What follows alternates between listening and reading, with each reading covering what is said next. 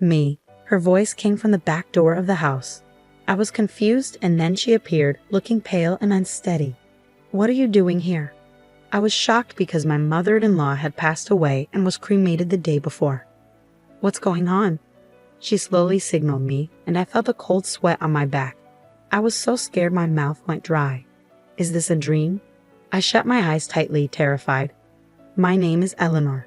Before I met my husband Paul, who was 3 years older than me, I had a lonely life focused on work. When I got sick and went to the hospital, Paul was the doctor who treated me. After that, we kept running into each other in town and the supermarket, and we started talking. Our relationship quickly turned into marriage. Living with his parents was a surprise. His father, Dean, was the strict director of the hospital where Paul worked. His mother, Aria, was gentle and kind, and she welcomed me warmly.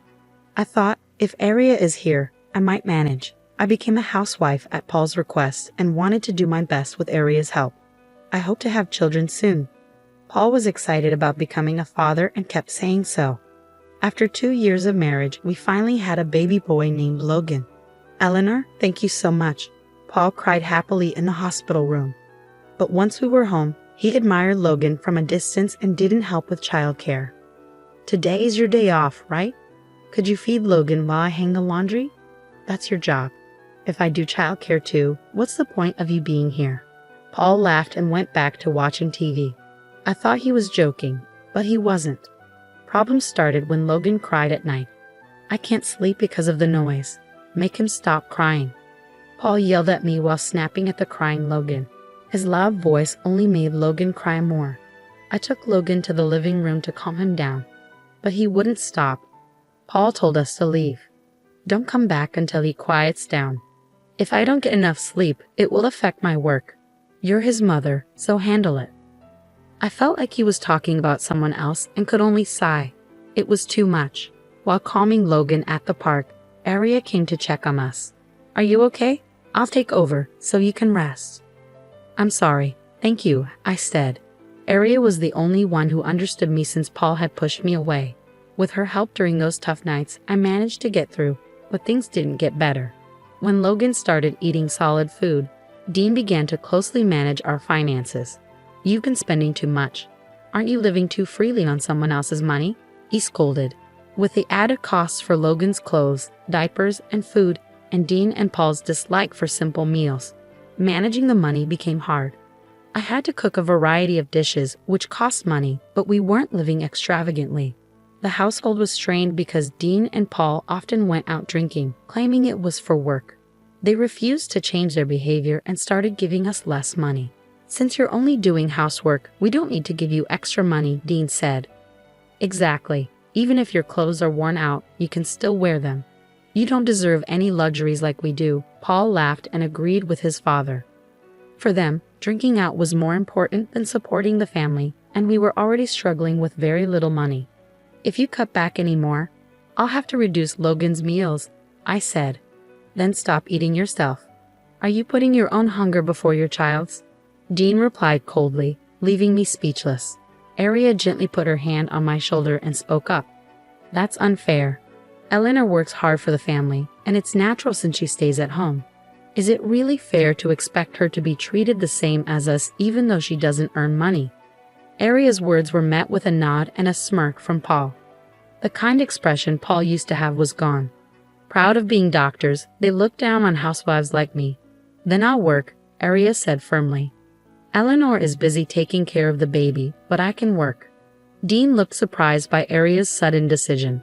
Times have changed. It's time to stop seeing women as servants. We have value too.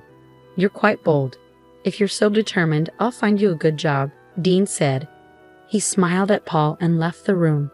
Once they were gone, I ran to Aria. I'm sorry. I should have stood up for myself sooner. It's okay. I've had enough too. I don't want to see you and Logan suffer anymore. Aria was truly amazing, and I promised myself I would become as strong as she was.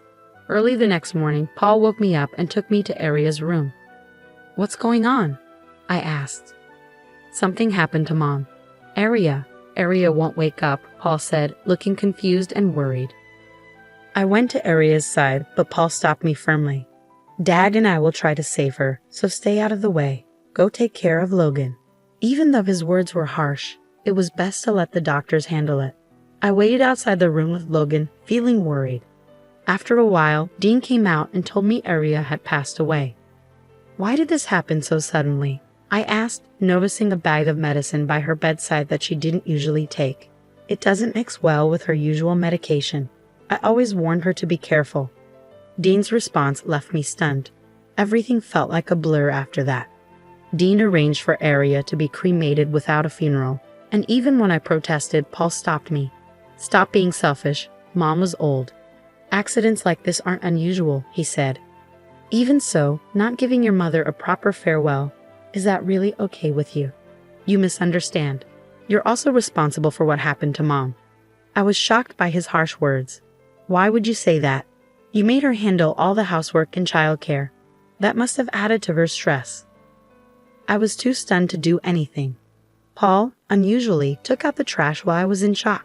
Dean quickly handled the arrangements, and I couldn't properly say goodbye to Aria. I wasn't even allowed to attend the cremation. Dean did it alone. "From now on, you'll do all the housework. No more slacking off." Dean's cold words hurt my grieving heart. The day after the cremation, I was still feeling down, but Paul and Dean were cheerfully discussing going to the insurance company. "Dad took out life insurance on Mom. We're going to check on it, so make sure you do the housework properly today. Once we know how much we'll get, let's have a big meal tonight." Ignoring their insensitive talk, I kept doing my chores alone. About an hour later, I heard a noise at the back door. "Please help me." I heard Aria's voice. Even though she was supposed to be dead, I thought I might be imagining things. I went to check and found Aria standing there. "What? How?" I was so shocked I couldn't speak. Aria had been cremated the day before. Who was this? Chills ran down my spine as I wondered. "Come here." Aria saw me and motioned for me to come closer. My legs were shaking, but I walked towards her slowly. "Aria?" She confirmed that Paul and the others weren't around and nodded. "I have to tell you something. Please listen." The warmth of her hand gripping mine proved she was really alive. What she revealed next was horrifying. After hearing her story, I felt a deep, intense anger. "Don't worry, I'll help too." "This is unforgivable." Aria left to hide again, and as I watched her go, I vowed to get revenge on Paul and Dean.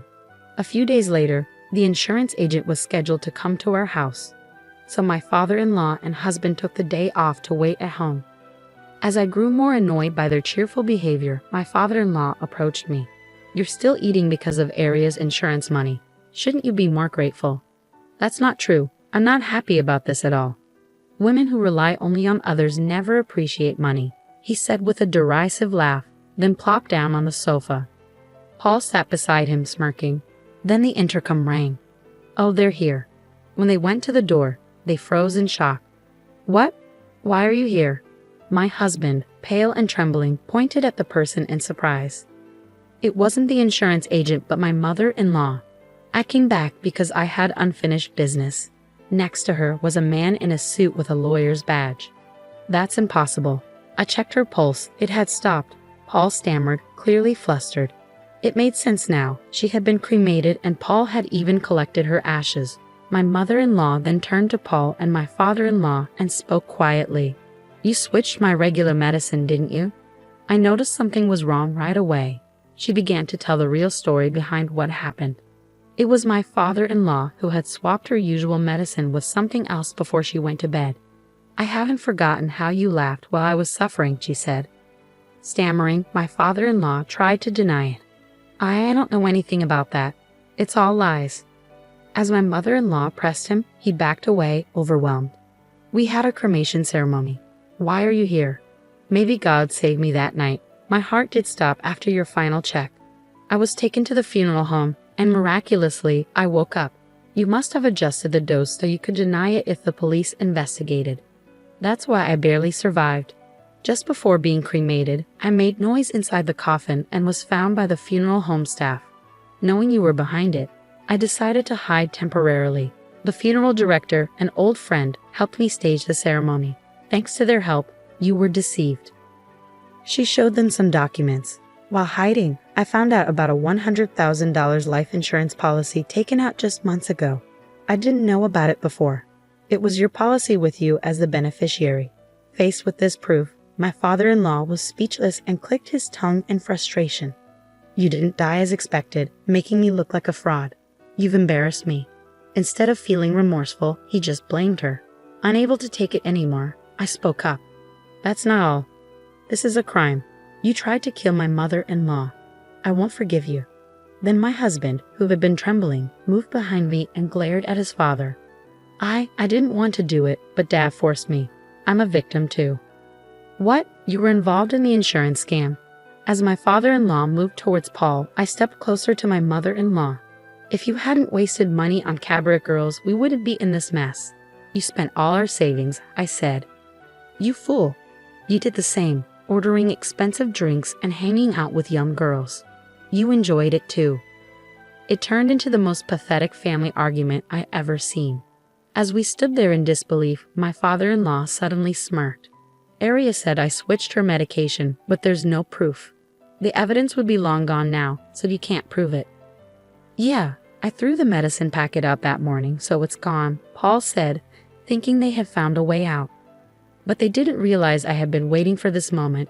We signaled the lawyer, who pulled out a plastic bag with the medicine packet. They recognized it immediately. How is it here? I threw it out, Paul said. Yes, but garbage isn't always collected right away, I explained. Paul, who never did housework, didn't know that trash collection schedules vary. He threw it out with the burnable trash. But that day was for recyclable trash, so our bag was left behind. I retrieved the packet the day after the cremation and gave it to the lawyer. Fingerprints from both of you were found on it, proving the switch. Hearing this, my father-in-law collapsed in shock. Paul, tearful, clung to my feet. Listen, Dad's target was you, not Mom. And you're younger and do housework, right? I protected you because of the kids and all. Maybe he said this hoping for forgiveness, but I was furious. So you tried to kill your own mother and expect me to be grateful. I'm your savior. Without saying more, I called the police. Please don't. I needed the money because I was tricked by a woman. Dad did it too. We had to do this to protect the family. How could I sympathize with someone who tried to kill Aria over something so trivial? I despise you. The police arrived shortly after, and the two were taken away. As the tension eased, we broke down in tears. Later, they were found guilty and sentenced to a long time in prison. Besides the insurance fraud, they had falsified medical reports for money, all to impress cabaret girls. It was pathetic. My mother-in-law and I claimed $30,000 each in damages, which they reluctantly paid.